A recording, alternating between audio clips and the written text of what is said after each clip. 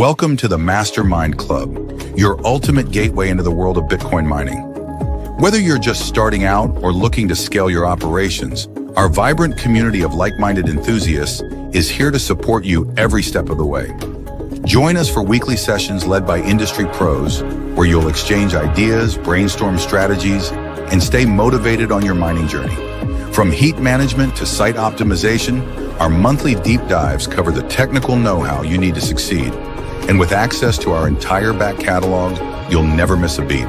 But that's not all. Our members enjoy exclusive one-on-one sessions with veteran miners, plus direct access to special pre-sales and insider opportunities at Bitcoin Mining World. Ready to take your mining to the next level? Join the MasterMINED Club today and secure your spot in the future of Bitcoin mining. Visit bitcoinminingworld.com or scan the QR code now. And now back to the show.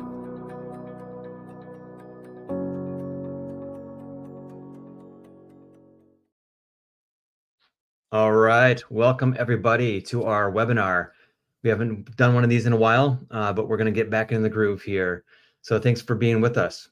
So today we have a very special guest, General Kenobi, and I'll be bringing him on screen very soon here. And today we're going to be talking about, Stratum V2 and the future of Bitcoin mining pools. So a lot of you have heard recently about the different decentralization efforts within Bitcoin mining, and especially with pools and protocols, and with Stratum V2 and what Demand Pool is doing. They're doing some really interesting things. So, a little different than, for example, maybe what like Ocean Pool might be doing with their data, right? So Demand has something called Slice. I won't get into that though, because General Kenobi will be coming on here and he will do a much better job than I can.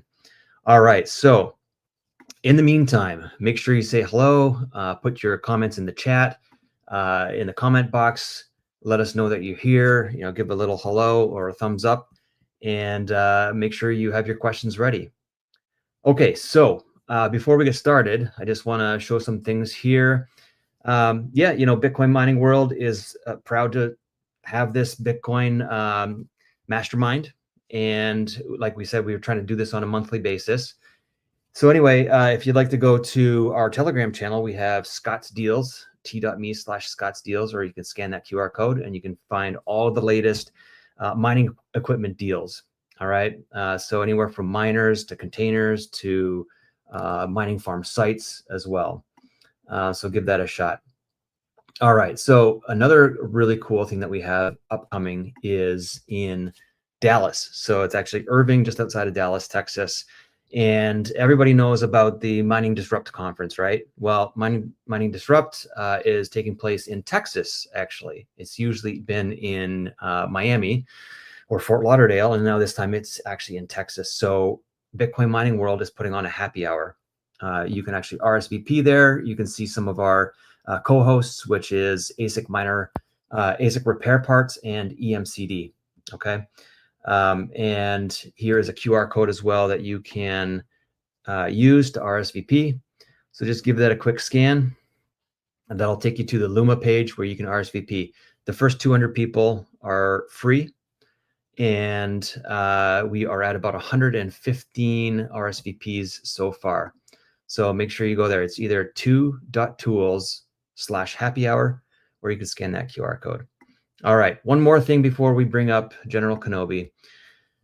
Just the other day, we found that we have 30 used ant boxes for sale. Actually, some of them are not even used, but it's a fire sale. They need to go quickly. The owner just needs these off his lot. Otherwise, they're just going to go to a scrapyard. All right, so each one of these containers is $13,000, which is a great deal because these are like $35,000 if you want to import them from China. And actually, Bitmain is not even making the regular ant boxes anymore. They're only doing the hydro boxes.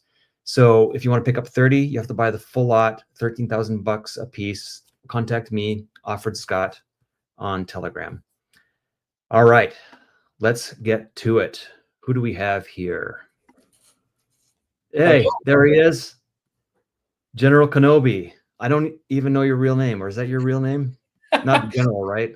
I do have a real name. Sadly, my parents were not so cool to call me General Kenobi. But honestly, in the Bitcoin world, if someone says, "Hey, I was with this, whatever my name is, right, guy," people will go like, "Who are you talking about?" But then you say, "Oh, Kenobi," and at least here in Spain, Europe, and in a few mining circles, they'll go like, "Oh, that crazy guy, the Spaniard." Okay, so That at this guy. point, my name isn't even important anymore. So that's pretty fun. I There we never go. expected that. Yeah, and it plays well with the whole Bitcoin thing, right? Everybody likes the privacy, and it's just one more step there towards privacy. But Exactly. yeah, You get it. You get it. You definitely get it. well, awesome. We're very glad to have you here. We are like already 10 minutes in. I blabbed way too long, and then our intro is like another 5 minutes with the countdown. So let's get at it. We're going to have about 45 minutes of a presentation from you. And I think you have like 50 pages on your slide deck. Yeah, we'll like pound through those like one per second. But yeah, we're here, like I said earlier, to talk about the future of Bitcoin mining pools, and Demand Pool has something pretty cool going on. So yeah, I guess why don't you just introduce yourself first, and then I can throw up your slides. Yeah, definitely. So real quick, I'm half Spanish, half German, and yes, I speak good English. Not because in Spain we watch a lot of Netflix, but because I lived in the Middle East for a while. So I went to an American high school. That's where I got my English properly, because otherwise here in Spain is actually not that good. But that's besides the point, because I started studying economics about 5 years ago here in a regular college. So Keynesian economics, might as well ignore it, right? But while studying that, I got into the Bitcoin mining business through an internship with Northern Data, German Bitcoin miner, very big back then. And still very big, but they're pivoting to AI like many Bitcoin miners are doing. And that's how I got my footing into the Bitcoin mining industry. And later on, also started getting involved with meetups and more community involvement stuff around Bitcoin here in Spain and in Europe. And last year, I decided to look for new projects, and hey, Demand looked like the most interesting one around the block. So here I am talking about Stratum V2, Bitcoin mining pools, the plumbing of Bitcoin mining. So Nice. that's how I land here. I like that. The plumbing of Bitcoin mining. Okay. Yeah. What I say about the Bitcoin mining industry is it's like the only really tangible part of it, right? Like the buying and selling of Bitcoin, it's very virtual, but mining is like the tangible physical part. So I guess, the mining pools are the plumbing of it, right? Exactly, definitely. I mean, they are the ones making things go around, right? Without Stratum V1 and now Stratum V2, pools wouldn't exist, and therefore the mining economics wouldn't work. So I guess no mining. But Very that's cool. now besides the point. Yeah. Because Well, we can let you get right into your presentation if you want. I know you have a lot to go through here, and yes, yeah, I'll just leave you to it. I'll be here in the background. thank you very much, Scott. Yeah, I mean, over my 4 years in the industry, I learned a lot, and especially in the past year, I was able to like go down the Bitcoin mining pool rabbit hole, and especially the whole like protocol that's underneath everything, right? Which I'm calling here the plumbing. And I wanted to like use a bit of the history of how Bitcoin mining protocols work, because everyone knows about the S9, everyone knows about the S19, right? About MicroBT, Bitmain, right? About the big ASICs, big data centers, but like what's underneath that, right? What's powering all of this? And that would be the protocol. So I wanted to like use a bit of like the history, the background of how protocols evolved to get to where we are right now, and to explore why a version 2 is necessary, right? Because hey, if we got so far with version 1, why do we even need, right, version 2? Why do we need an iPhone 27, right, if the iPhone 17 was already good enough, right? So in this case, there's thankfully not that many versions. We're only Stratum V1 so far and deploying Stratum V2. So let's get down to business. We're going to take a look at a few vectors of centralization. The first one is the protocol itself, because once you get into how Bitcoin mining works and the pooled business side of things, you realize that everyone's been concentrating on the protocol, like, hey, who's building the blocks? But we should also be paying attention to the second vector, and that would be the mining payouts. Like, how does the economics work, right? That's something that Satoshi Nakamoto really understood, right?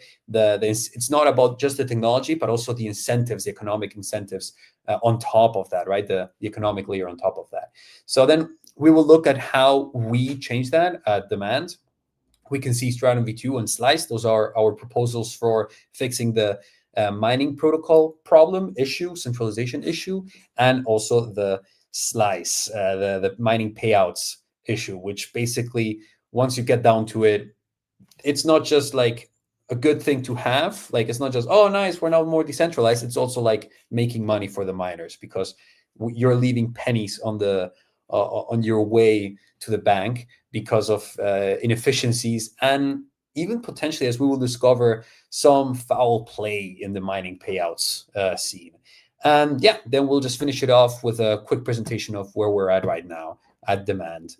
So first vector, the protocols. We'll quickly go over the history of the protocols, because people may think that Stratum V1 was always around, but that's not true. At the beginning, you would just go into your node, you would download Bitcoin Core, go into your node and go into generate coins, and bam, you would just start mining. That was the first protocol, that easy. That took us from 0 terahash, from like nobody mining, all the way to like, I think it was something like 1 or 2 terahashes, which nowadays is nothing, right? Everyone has at least 1 terahash. You can just go buy a BitAxe, and you're set. You have as much hash rate as the entire network had at the end of 2010, right? Then right afterwards, as pools started coming into the scene, and as mining started becoming more competitive, GPUs getting into the game, right? We got Get Work, which enabled GPUs to enter the scene and get things going much more smoothly than before, because suddenly we saw how the node got separated from the miner, right? They're not one thing anymore. They're not all in one. Miners are getting specialized, right? Free markets, that's what happens. And that took us from like 1 terahash to 10 terahashes. You can see here the hash rate. This is the linear one. And then we have the logarithmic one, the exponential one, right? So afterwards, we got get block template. That will be BIP22. You can take a look online or ask ChatGPT or whoever you want about it, and they will tell you more or less what I'm going to tell you, that it didn't really last long. It kind of was created at the same time as Stratum V1 or Stratum at that point, and it was supposed to be created to enable FPGAs and ASICs, because FPGAs are like kind of like semi ASICs, you know, like the step before. So very quickly it was forgotten. It's still available as far as I'm aware, and it's kind of what Stratum uses. So Stratum kind of like built on top of it, but kind of replaced it in a weird manner.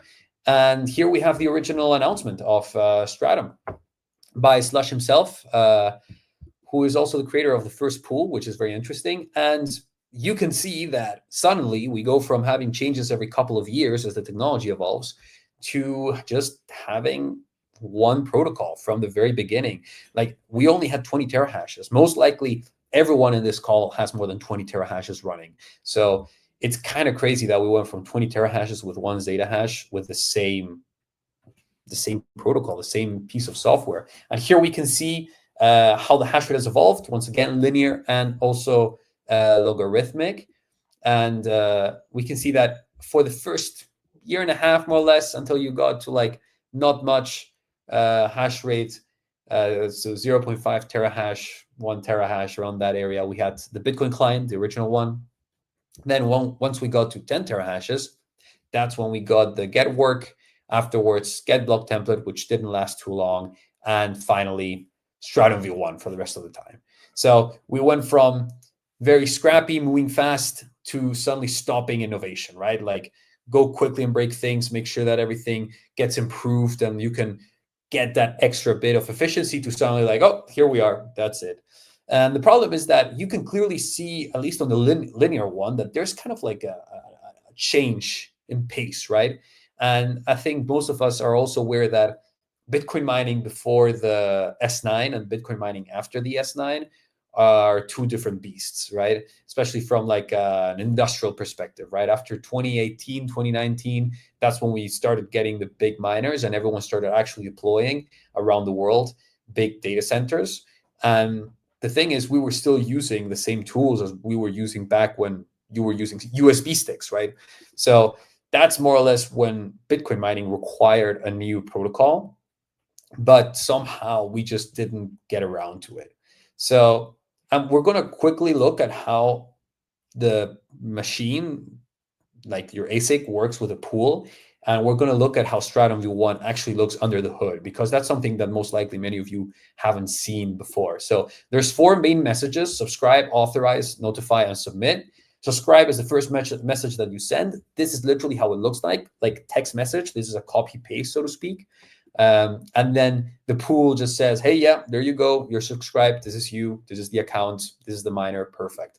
Then this is a kind of a redundant one, which is like authorize. You were already authorized in the subscribe message, right? They already told you like, perfect, you're good to go.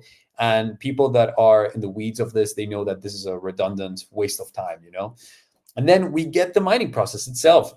The pool notifies the miner, the ASIC, hey, look, this is your search space, start working. And the miner says, okay, hey, I found something. I think I found something. Let me submit a share, right? And that's how you get right there, the pool confirming that you got a share, that you did your job and you're going to get paid for it. And then you just repeat. The pool updates whenever a new block is found or when you run out of space, which happens more or less every 30 seconds. They update all of the miners and it repeats. The funny thing is, you may realize that this is all in plain text. And this is literally what you're sending back and forth. So it's not encrypted. It's not in binary. It's almost like me speaking to you now in English. We both know English. We might as well communicate in English, right? Both the ASIC and the pool, they speak binary. But instead of me speaking to you in English, I'll translate it to Arabic or to Chinese. My Chinese guy will translate it, will speak in Chinese to your Chinese translator, and then he will translate it back to English, right? It's a bit of a waste of time, right? As well as in this case, it's also dangerous because there's no privacy. It's not encrypted. It's not authenticated, not properly authenticated in a cryptographic manner. So that's quite dangerous. So here we get, anyway, the animations got a bit crazy. Let's put it all out and then we can discuss it all together.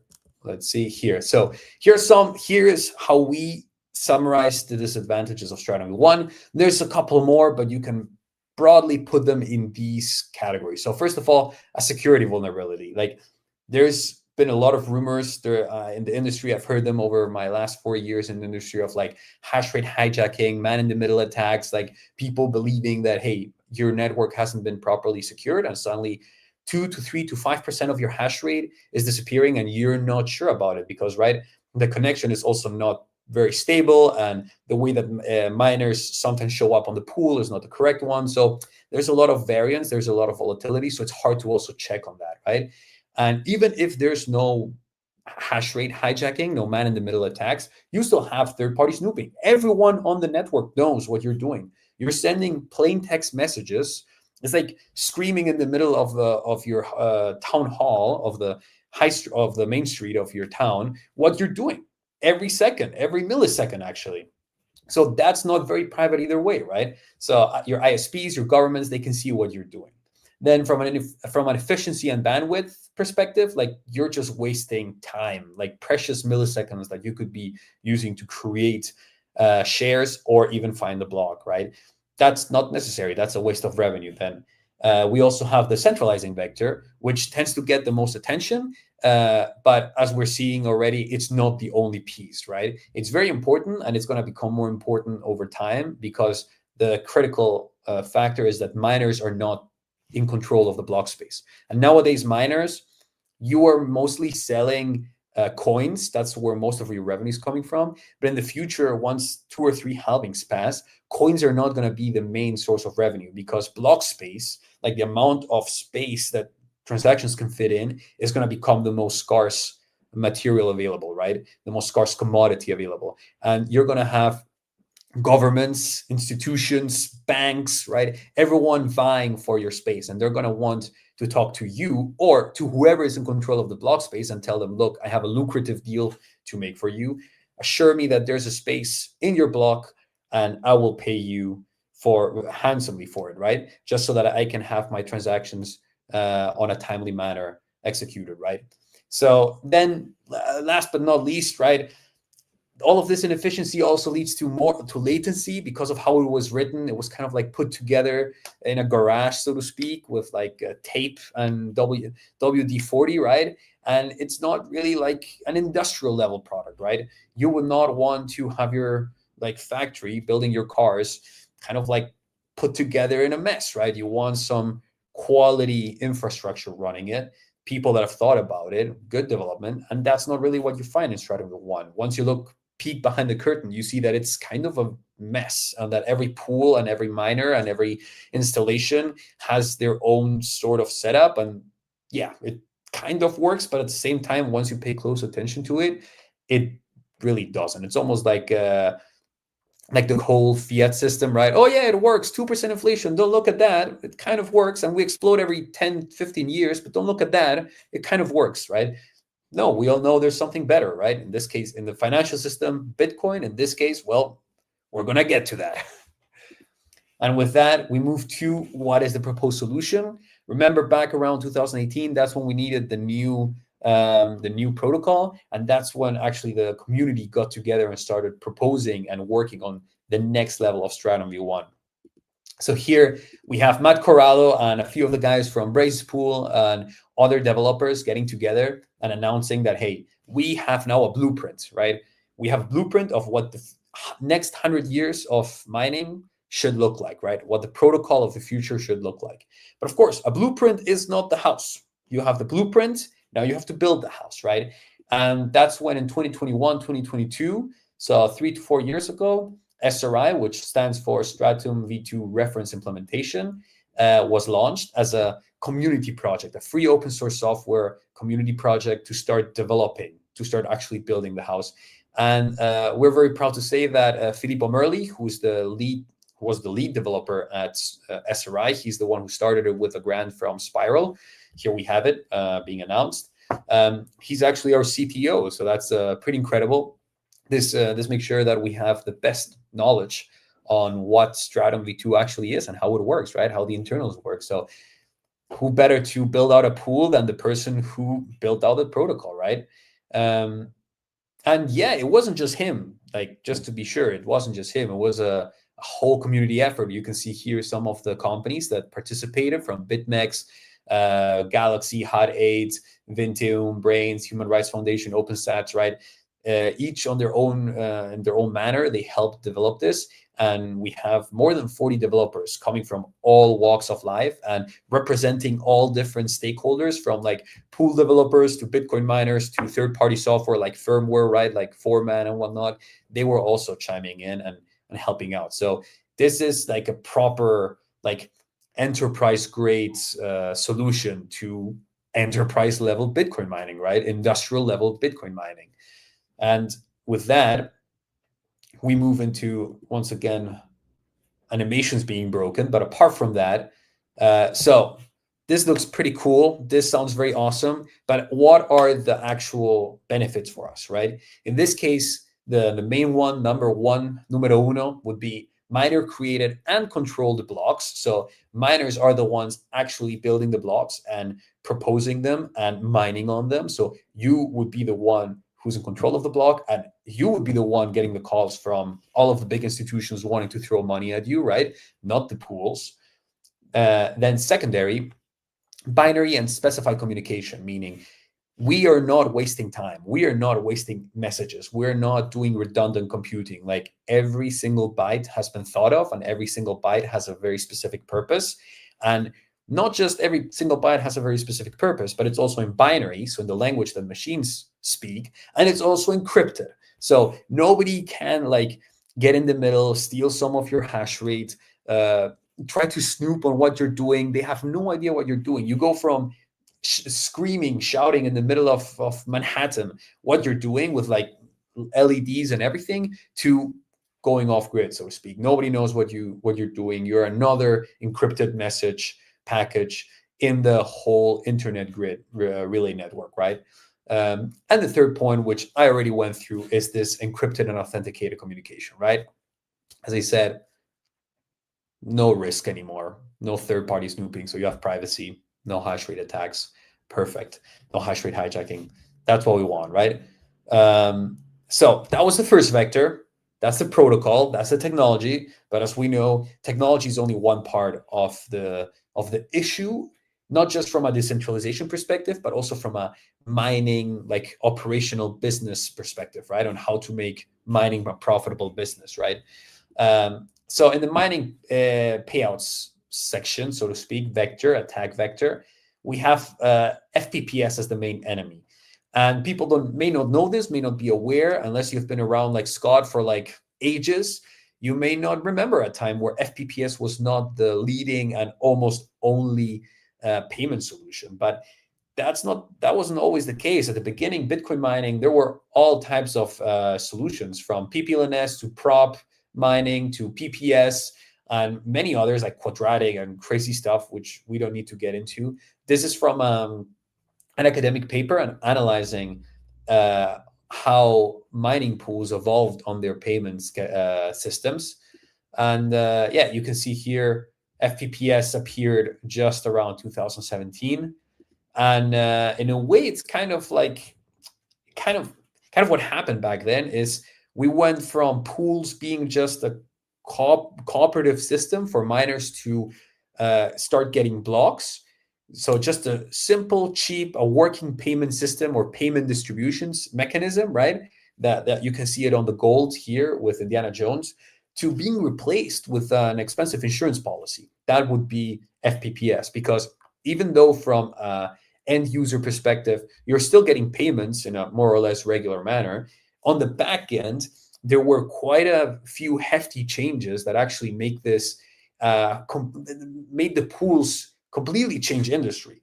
They thought they were on the payment distribution and a minor cooperation business, and suddenly, with a small change, they were in the insurance policy business. And they did not realize what that meant until much later. And that's that FPPS has hidden costs, because FPPS is an insurance policy. Insurance companies, they are famous for requiring a lot of capital, because what if something very bad happens and you don't have the capital, right? Then you're going bankrupt and then you're out of business. And the same happens in Bitcoin mining and in pools.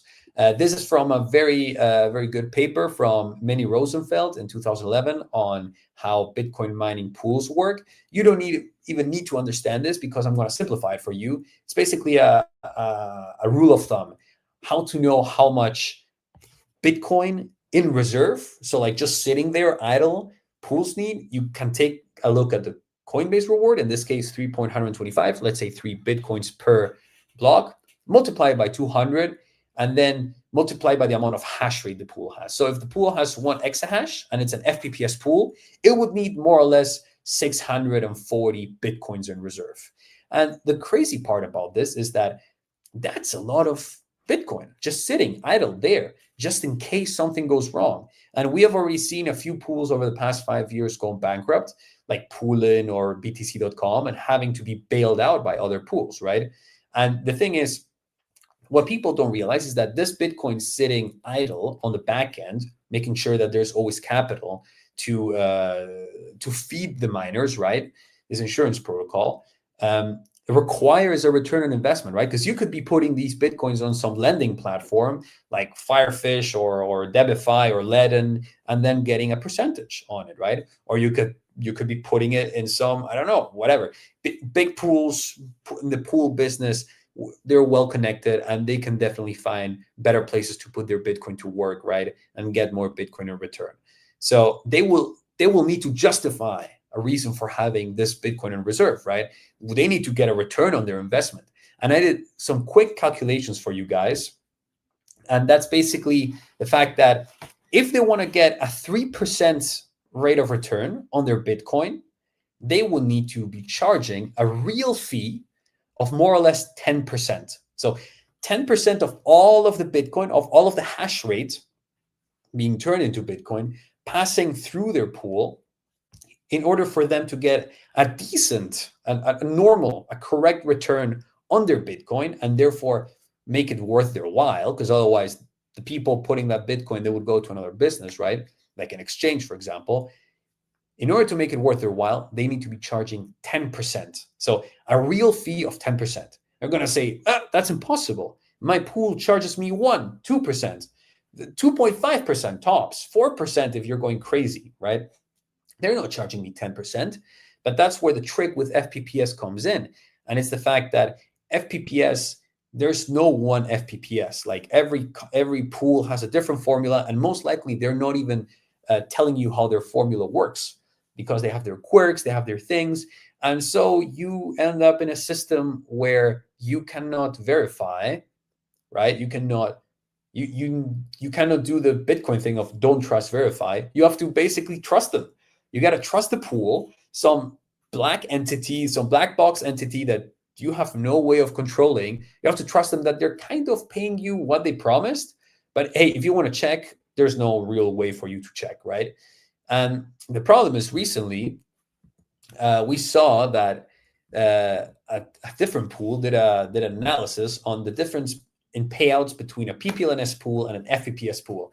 And funnily enough, they found that the difference in payouts over the same amount of time in different timescales was 10 to 12%, which is a funny coincidence, right? So this takes you to the conclusion that FPPS pools, they're operating in the same way that that airport exchanges are operating in, right? Here we can see a Spanish airport currency exchange thing. It says sin comisión, or no commission, right? Basically promising you 0% fees, right? But we all know that's not true. You give them $100 and you expect to get in return more or less $100, but in euros or in yuan or yen or whichever currency, or in pesos, in Mexican pesos, or in Canadian dollars or in Australian dollars, right? $100 in US dollars, you want to get, more or less 100% of what you gave. But suddenly you do the conversion, and let's say they gave you only 70 euros, which you get your money and you do the conversion back to dollars on your phone, and you're like, whoa, that's equivalent to like $80, not $100. They said 0% commission, but this is clearly like 20% commission. What's going on here? And suddenly they slap you with all of a fee on the administration, a fee on the international, whatever. And you're like, what is this? Like, where did this all come from, right? And they still say there's 0% commission, but we all know that's a lie. And in a way, FPPS pools are doing exactly the same thing. And here's where we get to the kicker.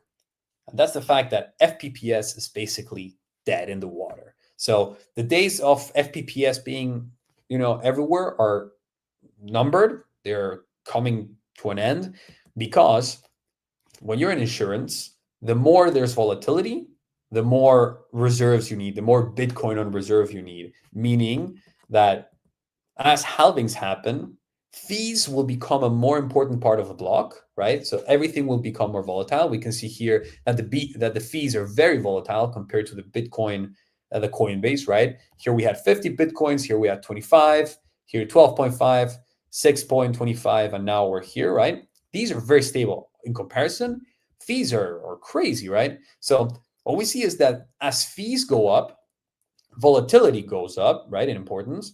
Then risk goes up for the pools, which means that they need more reserves, but more reserves means more pool fees. And funnily enough, I still remember 2-3 years ago, we had one of the bigger pools in the industry going around all of the conferences. It was a new pool, an American pool, going around all of the conferences and saying, oh, and soon we're going to have no fees because our pool is going to be financed with ancillary services, right? We're going to provide like financing, machine financing and stuff like that. And that's going to pay for the party, right? For the pool. So we're going to take the fees to zero.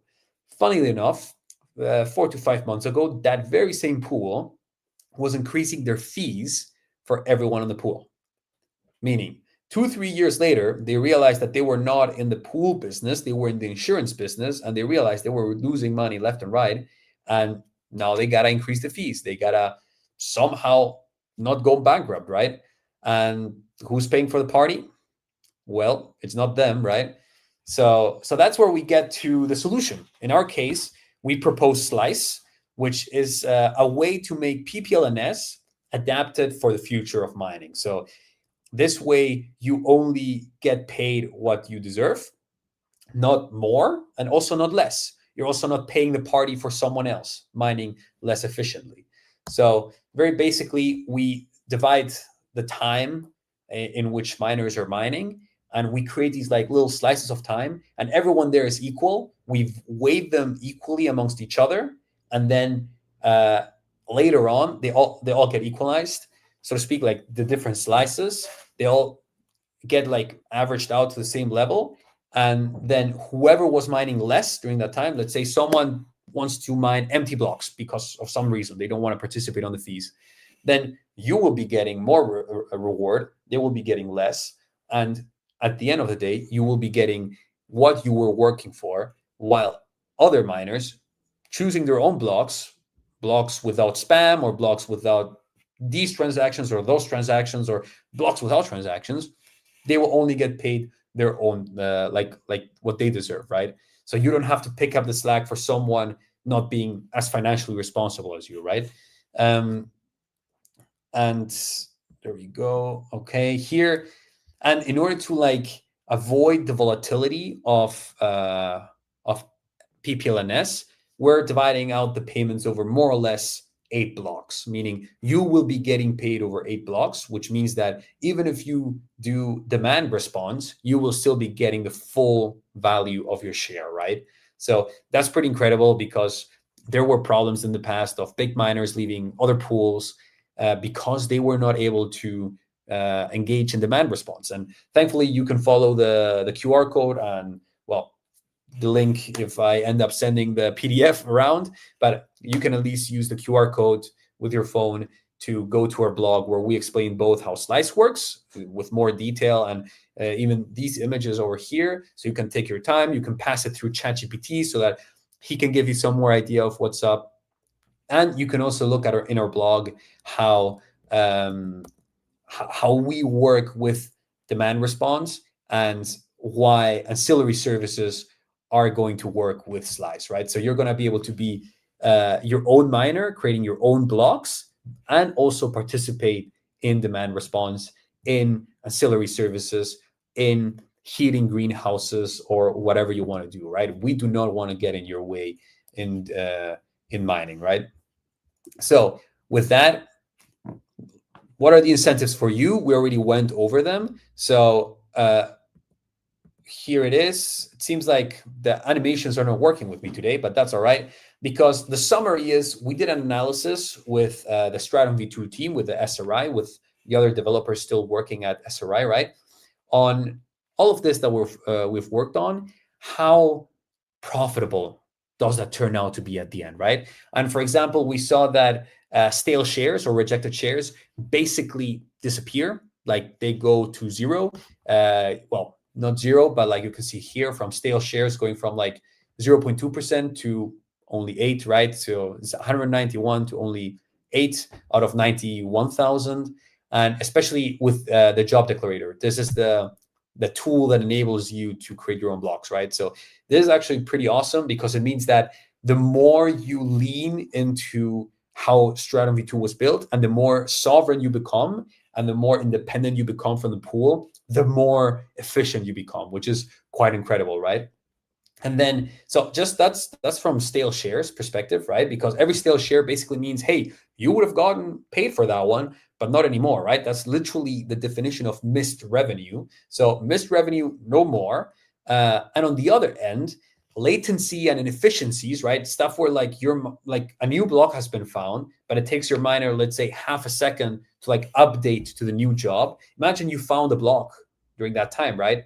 Now you would have an orphan block, or just wasted work, right? So what we see is that latency, that time between like things happening on the network and your miner responding, basically disappears on Stratum V2. So we can see here, we did some tests, and it would take like 300 milliseconds or 200 milliseconds to change jobs after a block was found, and just to change jobs between jobs, right? Let's say your miner stopped, like run out of space, of search space, it would take it more or less 200 milliseconds. So 0.2 seconds to start working on an updated job, on a new job.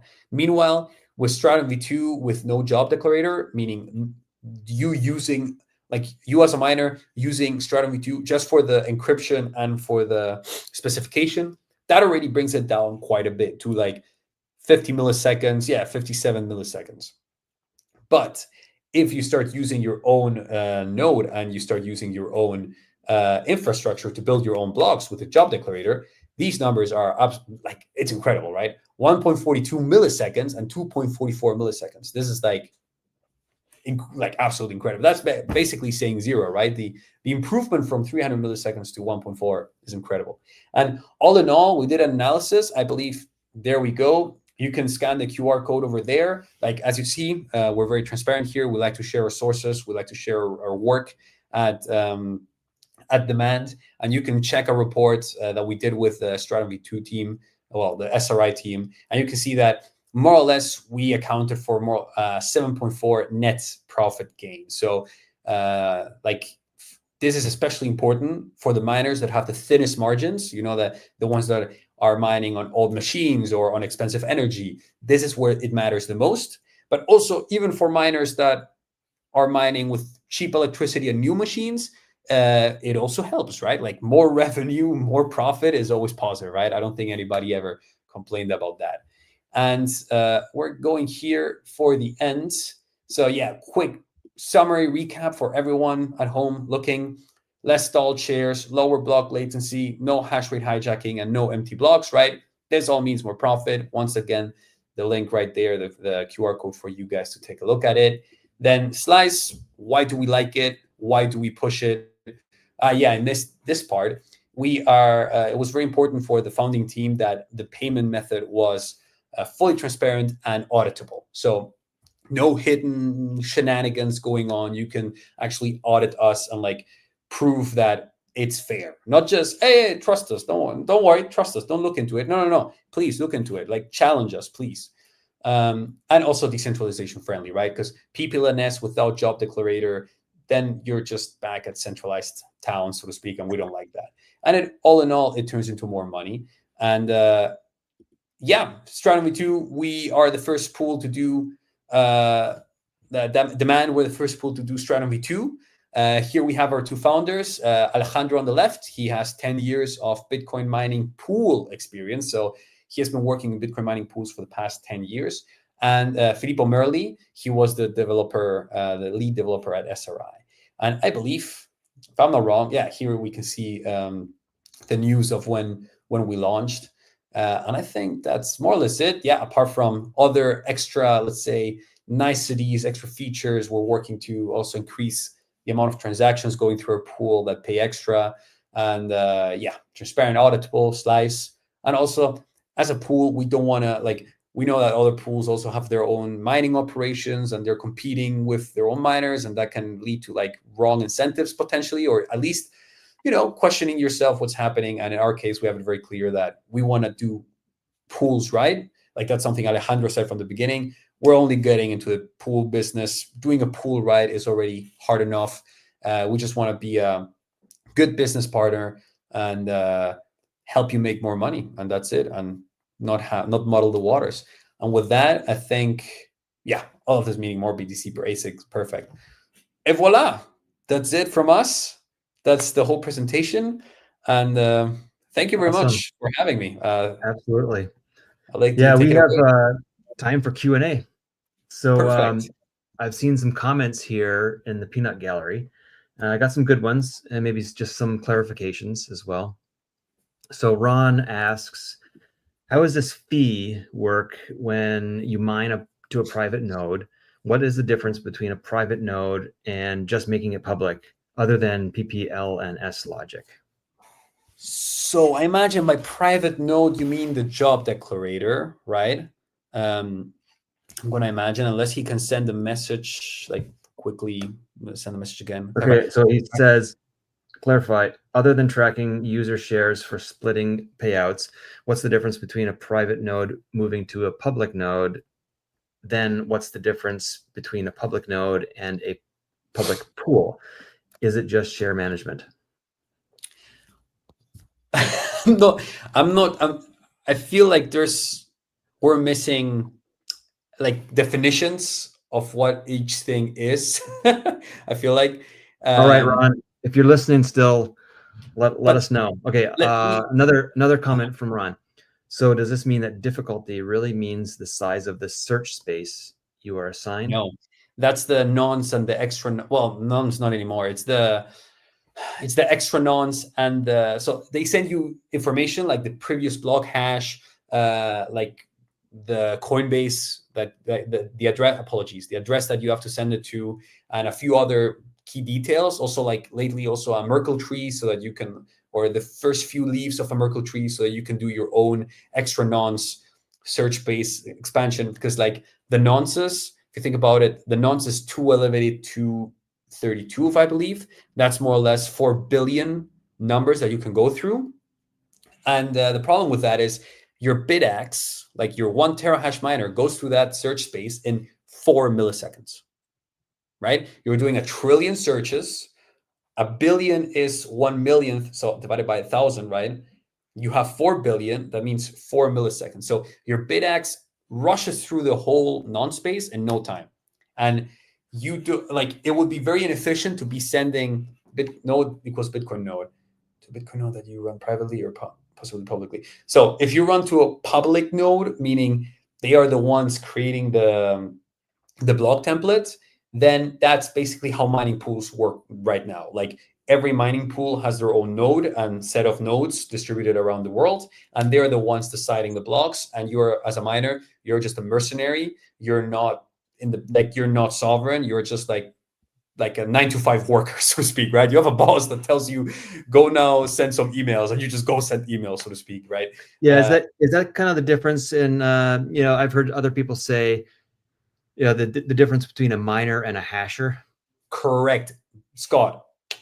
You hit it on the nail. That's exactly it. So a public node in this case would be like, yeah, you're using someone else's node. Usually 99.99999% of the time, that is a pools node, right? A public pool, like Foundry, Antpool, Antpool and Friends, I should say. A Marathon node, because they have their own private pool. So they're actually like the craziest example of solo mining at scale. But I don't know, Brains, Luxor, right? Then you're mining on a public node. But with Stratum V2, you have your own node with your own Bitcoin node, right? You have your own little computer with your own Bitcoin node, and then you put the demand proxy or a Stratum V2 proxy, and you connect to that Stratum V2 proxy. So you connect your miner to your own node, and then through the proxy, you connect to our pool, right? And in this case, the one sending the shares is your node. And because it's co-located with your facility, like you're going to most likely have the little computer in your facility, that's why the times are so fast, right? Meanwhile, you only need to send the shares, and the shares are very small, very simple, also in binary, efficient, all of that, right? So then we cut down on a lot of useless messages, and you're also the one, it's called job declarator protocol, and because your miner declares the job, it tells the pool, hey pool, I'm going to be working on this. Are you all right with this? And if the pool is not all right with that, because, hey, we are a Chinese pool and we don't want to have US transactions in our pool, whatever, like the world is crazy. You can think up of your own examples, right? Then you get it on the get-go, you will be notified, no, the work that you're doing here is not going to be validated by us. Go to another pool, and your miner will instantly switch to the backup, right? Secondary, tertiary backups, right? On other pools, from what we've heard, they do that after the fact. So they do like after you've been mining with them, they will look backwards. They will do like a backwards analysis and then decide which shares are like accepted or not. That's, well, trade-offs, right? Trade-offs. Like you decide where you want to mine. As long as you're not mining for Antpool and Friends, I think it's better than nothing. I'd be happy, yeah. Okay, so I think when you're talking about Slice, we have a question here. So not sure if I got that correctly. Mark says Slice pays you for the block you are submitting, even if it's not the one that gets mined? More or less. So in the sense, because everyone's mining on their own created blocks, right? Everyone using the job declarator protocol, of course. So your own proxy, everyone mining sovereignly, actually mining, not hashing. You have your own mempool, and you will have your own transactions in there, and perhaps someone else in Latin America, because they're closer to other nodes, they have different transactions, right? The blocks that you will be building will be different, and perhaps the miners on another, the miners that find the block inside the pool, they have slightly different transactions. But what matters is not the transactions, but the financial value inside of them. So the benchmark is always like the highest paying block template that our miners can create. So everyone gets benchmark against that, and we assume that if you're not mining that, it's because you choose not to, so to speak, right? So you're either filtering stuff or just not engaging in that, or you're not so well connected or something. So because we don't want to like put our own prejudices or thoughts, like, right, this is business, you run your business, I run my business, I don't need to tell you anything, right, on how to do that. We will just look at the financial perspective, right? From a pure financial perspective, are you providing as much as the best, or are you the best? At that point, you're getting 100% in that slice, right? And people that are choosing to not be, let's say, to not work by financial incentives, by economic incentives, well, they will get less, right? So perhaps your exact block composition is not found, but what matters is that from a fee perspective, if you're working, if your shares are like the best financial value possible, then that's what you're going to get. And if you for any given reason, voluntary or involuntary, they're a bit less, then you're going to get that slight percentage less. But this is a way to future proof it, because in the future, let's say, I mean, I guess I'm done with that question. Okay. Yeah. Well, Mark also adds, I see that incentivizing every miner to fill the blocks submitted to demand as much as possible, but isn't there some economic issues if a block without fees gets mined, but all other miners were submitting high-paying fee blocks? Yeah. So in that case, that wouldn't be a problem per se. It's just like when you think about it, in a PPLNS pool, you can think of it as like pizzas, right? Every day there's 144 pizzas in the network, and pools, usually what they did is they just got a lot of Italian restaurants together, and whenever one of them created a pizza, then everyone ate, right? And then we switched to FPPS, where it's like, regardless of if a pizza is baked, right, you will get pizza slices, you will eat, don't worry, right? Which then it's an insurance, like, oh, where are you getting your pizzas from then? Like, that's funny.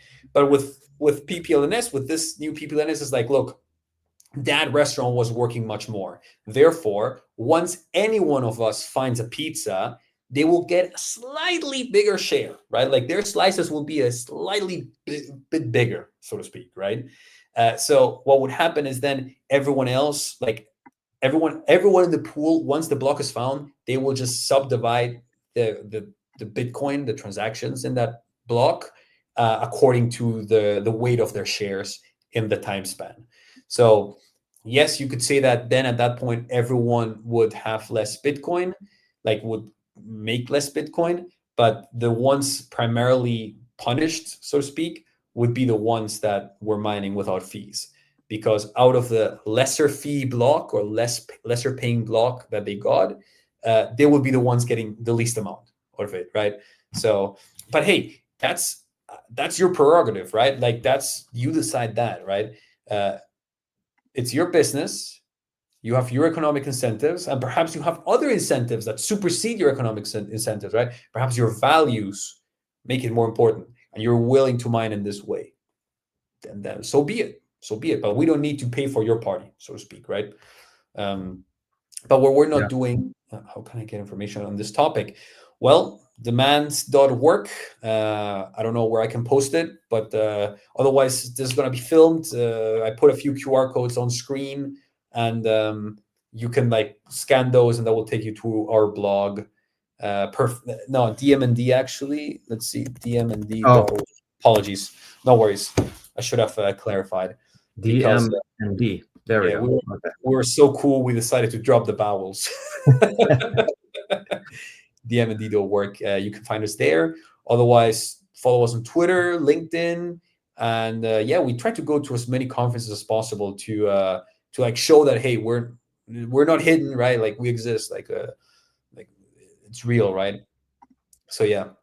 And so you guys will be in Irving in November for Mining Disrupt, or in November. Yeah, wait, November. Or yes, I will be there. I will go to La BitConf in Argentina, and then I'll be. Thankfully, they planned it together, I guess, because then I have 2 days to fly over from Argentina to Texas. So I'll see you there. Let's see what Marcus says. Got a Kocha Kenobi. Makes sense. Even if the pie is small, you get paid fairly for what you were submitting. Exactly. and Yes. let's see. Ryan says, "Will you be in my?" Yes, yeah. Yes, I'll be there. I think I'm on a panel there. I would have to double check, but I will be around. Otherwise, I might have seen your face there. They made some announcements recently, but yeah. awesome. Yeah, I think. Yeah, I mean, I have the flights. I have the hotel, so you'll see me around. Good. All right. Well, Kenobi, yeah, just stay on here for a little bit so that the video can continue uploading.